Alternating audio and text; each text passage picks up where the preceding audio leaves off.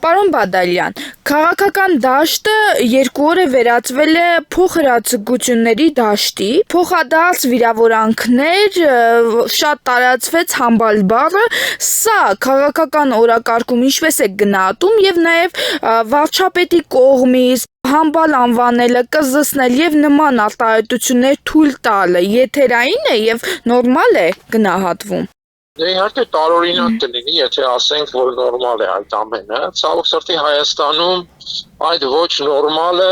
ճակերտավոր նորմալ է դարձել, հատկապես վերջին 8 տարիներին եւ ցավոք սրտի այդ մշակույթը ավելի շատ խթանել է հենց իշխանությունը, որովհետեւ այդ մշակույթի շրջանակում է ձևավորել եւ այսպես ասենք ճակերտավոր դարձյալ այդ մշակույթով է դաստիարակել իր էլեկտորատին։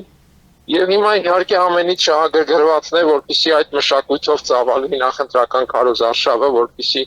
էլեկտորատը բավարարված լինի։ Քաղաքացին է այս ընտրապայքարում ում լսի, ինչ խոստումներ լսի, ինչ են առաջարկում մեզ։ Օրինակ քաղաքացիական պայմանագիր կուսակցությունը, երբ մենք լսում ենք, խոսվում է մարտի 1-ի դեպքերի մասին, որ մարտի 1-ը բացահայտված է, Ռոբերտ Քոչարյանը պետք է բանտում նստի, սակայն 8 տարիների ընթացքում մենք չտեսանք, որ ինչ-որ բան լինի, հակառակը։ Այս գործը կարծես թե փակվեց մարտի 1-ի գործը։ Ինչի նույնը շարունակում Նիկոլ Փաշինյանը ասել այս 8 տարիների ընթացքում, այսինքն առաջարկելու բան չունի ժողովրդին։ Այո, սա իհարկե քաղաքական բովանդակային սնանկության վկայությունն է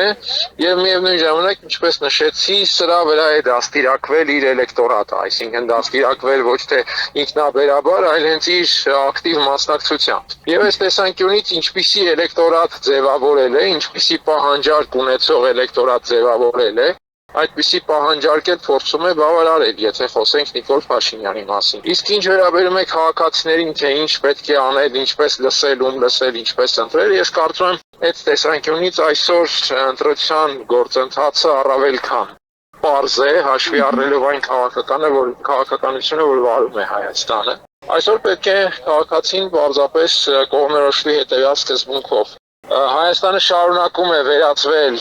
Ադրբեջանի կցորդի եւ ավելի ու ավելի դառնալ պետություն պարզապես ցուցանակային իմաստով, լավագույն դեպքում, թե Հայաստանը իրապես լինելու է պետություն, հայկական օրակարգով եւ ունենալու է իր սուբյեկտությունը թե ռեգիոնում, թե միջազգային հարաբերություններում ընդհանրապես։ Ասա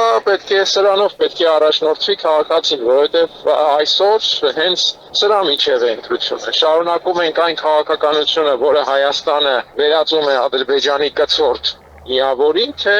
մենք փոխում ենք այդ քաղաքականությունը, ընդհատում ենք այդ քաղաքականությունը որպես հասարակություն եւ փորձում ենք ձևավորել արդեն նոր հայկական սուբյեկտությամբ պետական քաղաքականություն։